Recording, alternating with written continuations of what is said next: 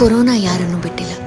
2020ರಲ್ಲಿ ನನ್ನ ತಂದೆ ಕೊರೋನಾದಲ್ಲಿ ಇನ್ನೇನು ಕಳೆದೇ ಹೋಗ್ತಾರೆ ಅನ್ನೋ ಭಯದಲ್ಲಿ ಸಿಕ್ಕ ದೇವರಿಗೆ ಸಿಕ್ಕ ಹರಕೆ ಹೊತ್ಕೊಂಡಿದ್ದೆ.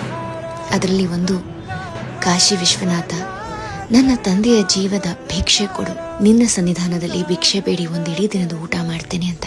ಅದನ್ನು ನೆರವೇರಿಸುವಂತಹ ಸೌಭಾಗ್ಯ ಮೊನ್ನೆ ನಾನು ಹೋದಾಗ ಸಿಕ್ತು. ಇದೇನು ಅಂಧವಿಶ್ವಾಸ ಅಂತ ನೀವು ಕೇಳ್ಬೋದು. ಒಂದು ಹೇಳ್ತೀನಿ ಕೇಳಿ. ಕಷ್ಟದಲ್ಲಿದ್ದಾಗ ಏನು ಬೇಕಾದರೂ ಮಾಡ್ತೀವಿ, ಆ ಕಷ್ಟ ನಿವಾರಿಸುವಂಥ ಪರಿಸ್ಥಿತಿಗೆ ಬಂದ್ಬಿಡ್ತೀವಿ. ಹಿಂದೂ ಧರ್ಮದಲ್ಲಿ ಭಿಕ್ಷಾಟನಿಗೆ ಒಂದು ಪವಿತ್ರವಾದ ಸ್ಥಾನ ಇದೆ. ಅದು ನಾನು ನನ್ನದು ಅನ್ನೋ ಅಹಂಕಾರ, ಮೋಹ ಎಲ್ಲದನ್ನೂ ಕಳಿಸ್ಬಿಡತ್ತೆ. ಒಬ್ಬರ ಮುಂದೆ ಕೈ ಚಾಚಿ ಭಿಕ್ಷೆ ಕೊಡು ಅಂತ ಕೇಳಬೇಕಾದ್ರೆ ದುರಹಂಕಾರ ಎಲ್ಲ ಕಳೆದು ಹೋಗುತ್ತೆ. ಇದೆ ಭಿಕ್ಷಾಟನೆಯ ಪಾವಿತ್ರ್ಯತೆ.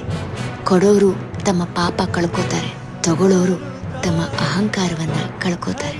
ಅದಕ್ಕೆ ಹೇಳೋದು, ಈ ದುಡ್ಡು ಹೆಸರು ಎಲ್ಲ ಜೀವದ ಮುಂದೆ ಏನೇನೂ ಇಲ್ಲ. ಈ ಜೀವ ಅನ್ನೋದೇ ಪರಮಾತ್ಮನ ಭಿಕ್ಷೆ. ಅದನ್ನು ಯಾವತ್ತೂ ಅಹಂಕಾರದಿಂದ ಮರಿಬಾರ್ದು. ಒಟ್ನಲ್ಲಿ ಇವತ್ತು ನಾನು ನನ್ನ ತಂದೆ ತಾಯಿ ಜೊತೆಗೆ ಖುಷಿಯಾಗಿದ್ದೀನಿ. ಎಲ್ಲ ಆ ದೇವರ ದಯೆ.